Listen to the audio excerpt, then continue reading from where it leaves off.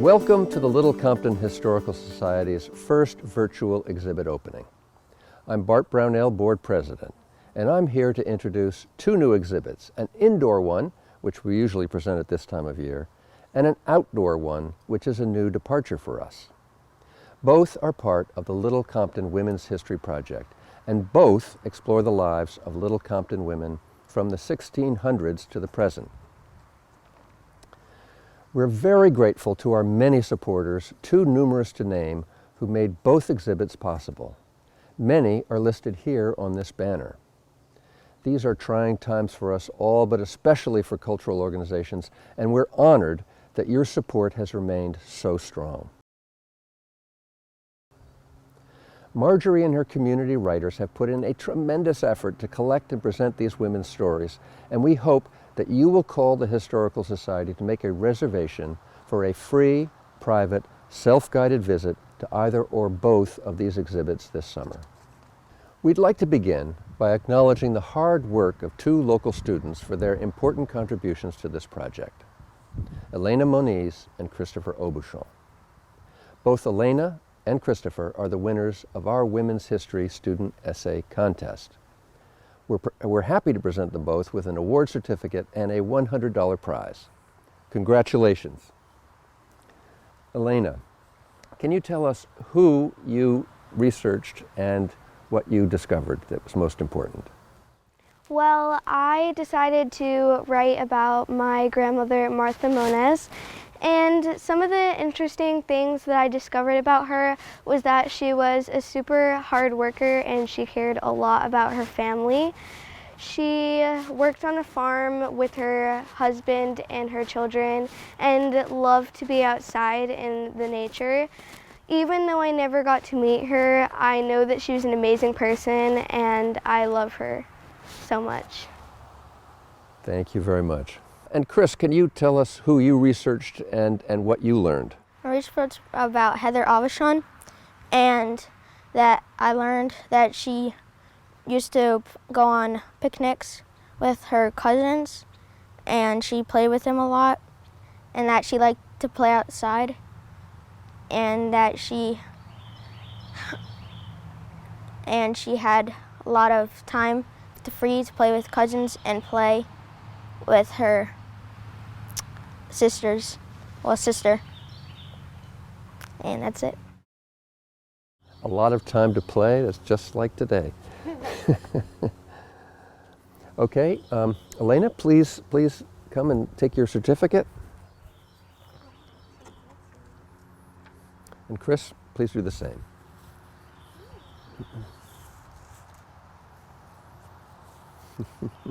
Thank you both for sharing your work with Marjory and her team. With so talented a new generation of historians, our local history is in safe hands.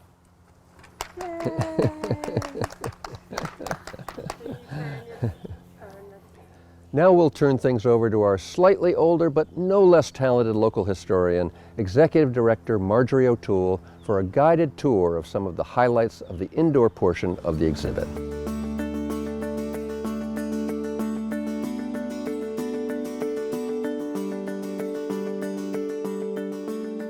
All right, thank you, Bart, for that nice introduction.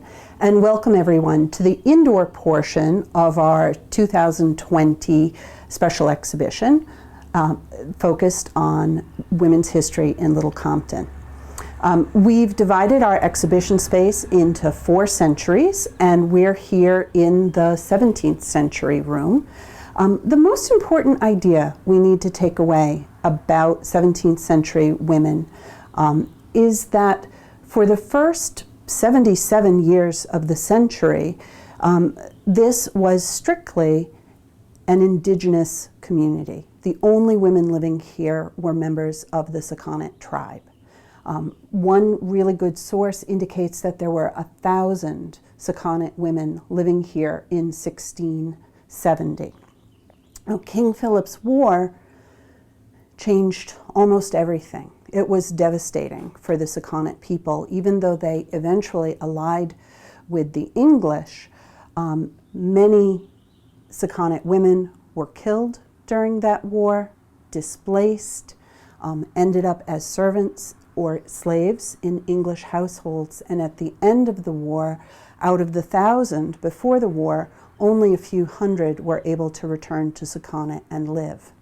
Now, there is one that we probably all know about. Awashonks was the sachem of the Sakonnet people at that time. And we have no real images of Awashonks. We have no real images of any 17th century Little Compton women. But this is a beautiful imagined portrait done for us by our board member, Dora Atwater-Milliken. We know an awful lot about Awashonks because she was the leader. There is information preserved about her in the colonial records. Her story is fascinating, and we talk more about it in one of the outdoor exhibit panels. But I think it's really important to remember that she was one, just one, of those 1,000 Sakonnet women, and part of this exhibit has tried to bring some of those stories forth as well, which can be quite challenging. So in the outdoor exhibit, you'll see several stories about Sakonnet women who were contemporaries of Awashonks. As I said, we have no portraits of English women who lived in Little Compton as well. This is a real 17th century portrait, but it is English. Our former executive director, Carlton Brownell, purchased it in England. It is dated 1655, and we're using it to represent the English colonists who eventually came to Sakonnet. English women came to Sakonnet in two waves in the 17th century. The first wave came shortly after King Philip's War. They were the wives of working class men who had very useful skills, and the town proprietors gave these families free land in Little Compton if they would come and settle here, create a household, and start building an infrastructure for the town. 5 years later, 10 years later, there was another wave of English women who came to Little Compton. These were women from more elevated families. These were the women of town, the wives and daughters of town leaders. And they came much closer to the beginning of the 18th century once there was some infrastructure in Sakonnet.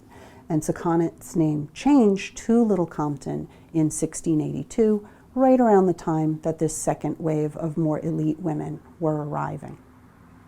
You'll notice that there are not many objects in the 17th century portion of the exhibit, and that's not an accident. We really don't have many items that have survived from Little Compton's 17th century, but in these cases, we do have some Sakonnet objects that were found locally and give us a glimpse into traditional Wampanoag lifestyles.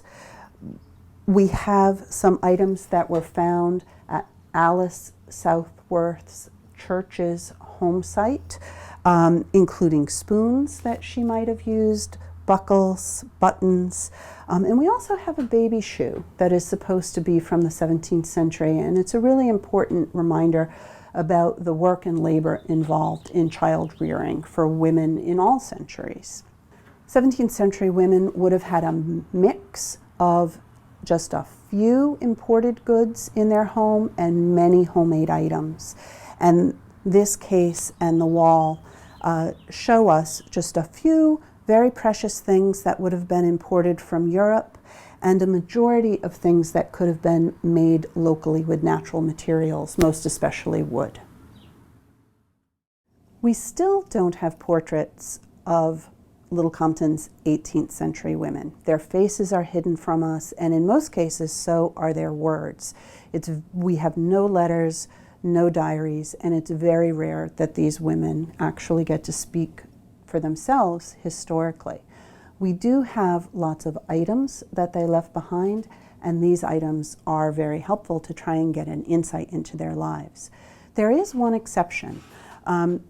This is another imagined portrait by Dora Atwater-Milliken, and this is of a woman who lived during the Revolutionary War named Sara Snell Tompkins. She lived on Tompkins Lane on a very small farm that was a little different from most of the farms because they actually had cranberry bogs. Sara's husband fought in the Revolution, and years later, in the 1830s, she applied for his Revolutionary War pension. And so, although she could not write, she dictated her story about her life during the Revolution in order to receive her husband's pension. Her words are very powerful. And she said, "I had to and did many things that the women of Little Compton thought that women could not do. Outdoor work. We suffered great privation at the time." And this is a marvelous reminder to us that during the 18th century, because men were away at war so often, not just during the Revolution, but in the French and Indian Wars beforehand, women were left behind to run the farms, and they had to do heavy farming work if they wanted their families and their farms to survive those periods of time. We have another imagined portrait of Jane. Jane does not have a last name. She was an enslaved woman in Little Compton, and her story is an important reminder that in the 18th century, Little Compton was a very diverse community. 10% of our population was either Native American or of African descent in 1755. 20% of Little Compton's white families owned slaves in 1755. Jane was enslaved by the Church family. She worked first in their original home on West Main Road and later in a larger farm right at Saconnet Point. And she was enslaved by the Church family for over 30 years. She appears in some documents, and so we know a little bit about her life. She married a free black man named Prince Bayley. They had a son named Caesar who served in the Revolution. And there is good indication that at the end of her life, Jane was a free woman living in Newport, Rhode Island. Women were mentioned very infrequently in historic records and in the newspapers during the 18th century. This is one of my favorite parts of the exhibition. It's a display of every single mention of a Little Compton woman throughout the 18th century. And there's only 38 stories. So in 100 years, Little Compton women appeared only 38 times in the newspaper. And if you do come and visit, we encourage you to read these. There are attempted murders, there's divorces, there's elopements, lovely marriage announcements, and a lot of legal documentation when women served as the administrator of their husband's estate. In this corner, we've set up a display of household goods that would have been common in 18th century Little Compton homes. And when you look at the collection of objects, I really hope that you're struck by the quantity and the very high quality of the textiles that you see here. Little Compton was absolutely a textile producing community. Women added to the income of their homes by producing textiles, especially by spinning. Weaving was originally a man's job, but over time that changed too, and women were weaving here as well. The homespun goods were used in the women's own homes, but the extras would have been sold to produce income for the family. Women were also very busy producing income by making butter and cheese, again for household use, but the goal was always to make more than you needed and sell the extras. And oftentimes the extras were sold in the city of Newport and would be put on ships that went all over the Atlantic world. So Little Compton products were being used in the Caribbean, Africa, and perhaps even Europe. In return, imported goods came back, and a woman's home would have been a mix of imported and homemade goods. In 3 of our rooms, we have beautiful quilts displayed, and in the 18th century, we're displaying a whole cloth quilt. No patchwork at this time. These are large pieces of glazed or polished wool with batting and a lining, hand quilted. They're lovely, but they also were very practical and would have been used for warmth on people's beds. Local women could have purchased this glazed wool imported from England, or they could have purchased the entire quilt already made from England. Wool bedspreads like these were woven locally, and again, They're very beautiful, but they were also very practical and would help keep people warm during the wintertime. And finally, I want to point out the penny rug hanging on the opposite wall. It is called a rug. It never would have been used on the floor, but it would have been draped over a table as a decoration. And it helps us understand that women had a little bit of time for leisure projects, things that were meant to be decorative and beautiful, not just practical. We have lots of items here, but I do want to direct your attention to a couple of very humble, simple items on the table because of the stories they can teach us. This is a hand-woven napkin or cloth or dish towel that was made right here in Little Compton. And the woman who made it embroidered her initials on it, SS, and we believe it was Sara Soule, and she made this around 1737. Now, as humble as a napkin might be, especially today, we would take it for granted, textiles were extremely expensive and valuable in the 18th century because of the time that went into making them. So women would label them with their initials in order to keep them separate from all the other women's belongings in the household. It was very common for multiple generations to live together in one house, for sisters and sister-in-laws to live together. All of those women would have had their own belongings, all carefully marked, so that they didn't get mixed up, especially on wash day, which would have been a communal effort. The napkin is next to a very simple pewter plate, where in the 17th century families might have been eating off wood. Now in the 18th century they're eating off pewter.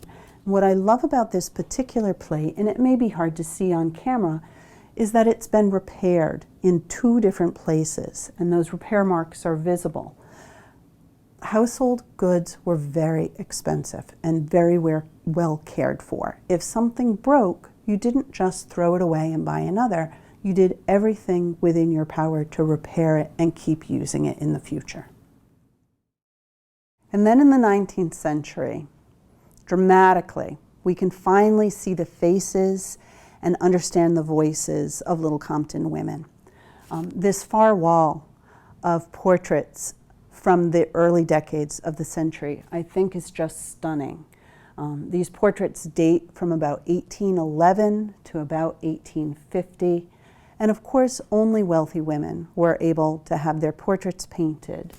But from the previous centuries, where we can't see their faces at all, to suddenly an abundance of faces and personalities beginning to emerge, it's a very important difference. With the advent of photography, we can learn even more about 19th century women.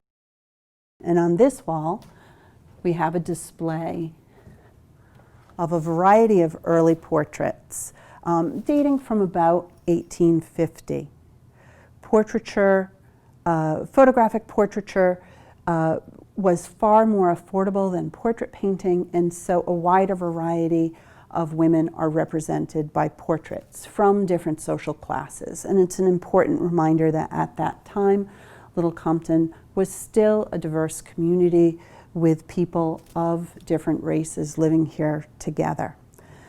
This painting is particularly interesting because it is of a working woman, which was very unusual for the time. This was done by local artist Sidney Burley, and he did not name the woman in the painting.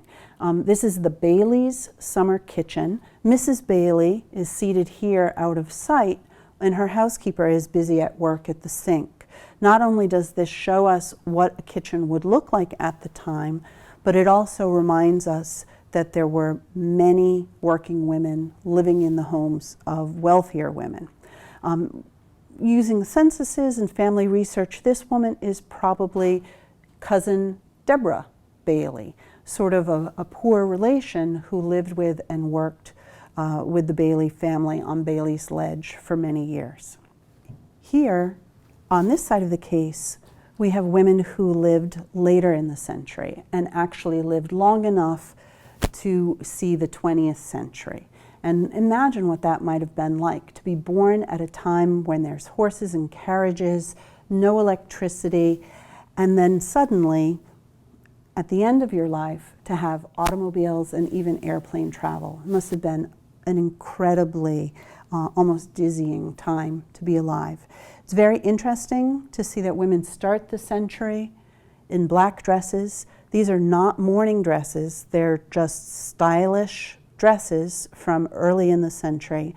And we end the century in lightweight white summer garments, which were all the fashion at that time. In this room as well, we have a quilt. This one is an absolutely stunning, crazy quilt done in silk with very detailed embroidery in the different squares.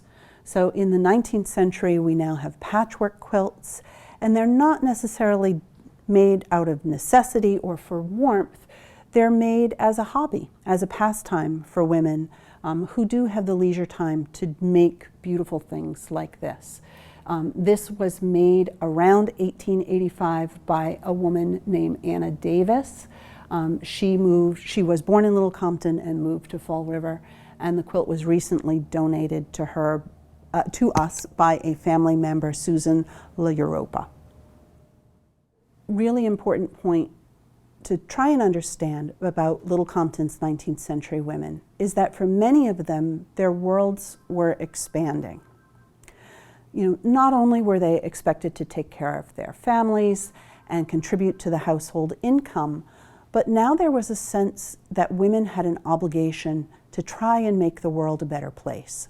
And so that meant that their worlds expanded from their homes and their churches into the wider community, and even in some cases, the wider world. So these women founded and joined community organizations.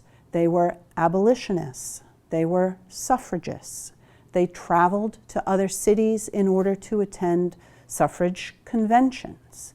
They left Little Compton and lived in other places in the country. The woman in the white cap and the rectangular frame left with her family around 1794 and moved to upstate New York and started a farm there and never returned. The woman to her right, which is a particularly beautiful painting, is Abigail Brown Richmond. She left Little Compton as a young bride and went and lived with her husband, Isaac B. Richmond, in Georgia, where he was employed as an architect. And they were very successful there, stayed there for several years, and then moved home because they were afraid for their health in the southern climate. At the very top of the display, the woman with the slightly greenish background, the woman in the larger painting, was a sea captain's wife. Her name was Ruth Leary, and she lived in Adamsville. Her husband had that painting done in China.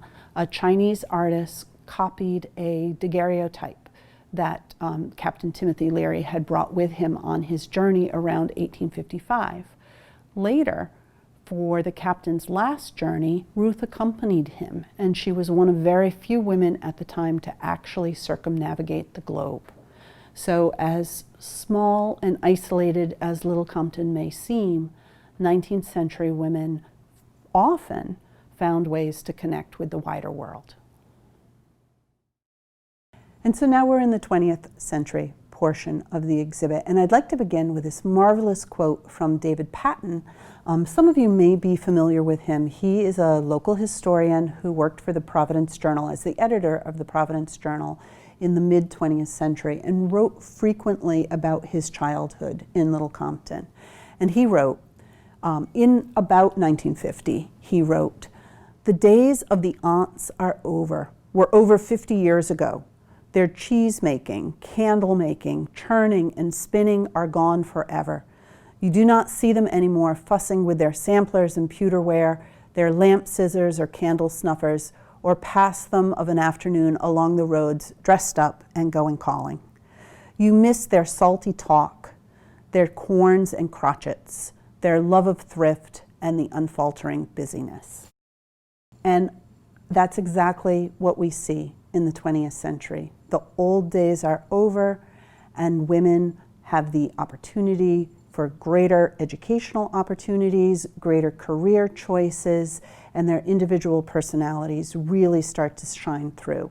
We all know women from the 20th century. Many of us are women who spent much of our lives in the 20th century. We have some of their stories represented here, but most of them are on the website connected with this project, and we really encourage you to go to littlecompton.org to read the more than 100 stories there of Little Compton's 20th century women. In the exhibition, we continue our photographs of Little Compton residents. These are large, mostly large framed photographs from the early 1900s, and by coincidence, they're mostly of Portuguese families who immigrated to Little Compton in the late 1800s, early 1900s. They came at first as farm laborers and domestic servants, and eventually were able to purchase their own farms and become mostly dairy farmers here. It's very interesting to me that we don't have similar large frame portraits from Yankee families, and I'm wondering if maybe those items just haven't been donated to the Historical Society yet, or if this was a custom particular to the area's Portuguese families. This one is especially beautiful. This is the Flores family, and the women in the Flores family would have helped with the dairy farm, run their household, and also, as was very common, taken outside work, sometimes doing laundry, sometimes working as a cook or a maid to help increase the family income. On the opposite wall, we have 20th century portraits. And there's really a beautiful variety of portraits here. We see color, we see different facial expressions, different artistic styles, and I think this wall contrasts really beautifully and importantly with the wall of early 19th century portraits, where everyone is dressed so similarly, where everyone's expression is so similar. Here in the 20th century, we have a wonderful variety. Some of these portraits are in the Historical Society collection, but most of them have been loaned to us by local families. Many of us remember Miriam Scott, a local real estate agent. Miriam was an art student earlier in life, and this is a self-portrait that she painted. Also Molly Luce, a self-portrait. So again, women had far more opportunities even in the early 20th century than they did in previous centuries, choosing to become artists, choosing to have higher education, and choosing different career paths. On this table, we have Little Compton's voting records for the 1920s, or for the year 1920. This is the voting record from the spring of that year, before women were allowed the vote. And this is the record from the fall of that year, after women were allowed the vote. And the difference is striking. You know, only men on this record, and here the number of voters doubles, and the women's names are prominent and strong, the very first one being Annie Almy. So just like in previous century, women were quilters, but we have a little difference here because these quilts have different purposes. The white quilt on the left was done by Augusta Maverick Kelly after the hurricane of 1938, and she meant it as a memory keeper, as a piece of history, documenting important moments that happened during that terrible storm. Things like waves sweeping over the top of the lighthouse and the steeple of the church falling down. Next to it, we have a newer 20th century quilt that's dated 1989. It is a protest quilt. It was made by women who were part of the No Gwen Alliance. They were protesting the installation or the proposed installation of a large military communications tower in Little Compton. And they made this quilt as a fundraiser and raffled it off in order to raise money for their cause, which was successful. The Gwen Tower was not built in Little Compton. So one of the really fun things we like to do here in our special exhibitions is to use our loft space for delicate items that we need to make sure people don't touch, or for just sort of these beautiful, impressive things. And a lot of times people don't realize we have a loft until they're about to leave. So as people are leaving, if they look up, this year they're going to see an absolutely gorgeous array of dresses arranged in chronological order, from the 18th century on the left-hand side to the 20th century on the right-hand side. And I won't go through all of them, but a couple of highlights. The second dress, the brown maternity dress, was owned by a woman named Innocent Howland. She had her babies between 1800 and 1816, so that helps us date the dress to that time period. You'll notice she's carrying a white cotton cap, which she would have worn on her head at the time. Innocent was called the beautiful Quakeress. And because she was a Quaker, her gown is of the absolute simplest design possible. Quakers could use beautiful, expensive fabrics. This dress is brown silk that has survived beautifully for over 200 years, but there's absolutely no ornamentation on her dress at all. It's completely simple. Contrast that to the dress next to her, which belonged to Eliza Champlin Wilbur. Very ornate, very decorative, made of imported fabrics. This was Eliza's wedding dress from 1823, but after her death in 1848, a family member inherited the dress and reworked it, so it actually has more of an 1860s style to it. Even at this time, in the 1800s, fabric was quite expensive and dresses were often reworked in order to get longer life out of them. The blue plaid dress next to it is absolutely fabulous. That's a wedding dress. And it was worn by one of two Grinnell sisters, either Susanna in 1844 or her sister Sophroniana in 1855.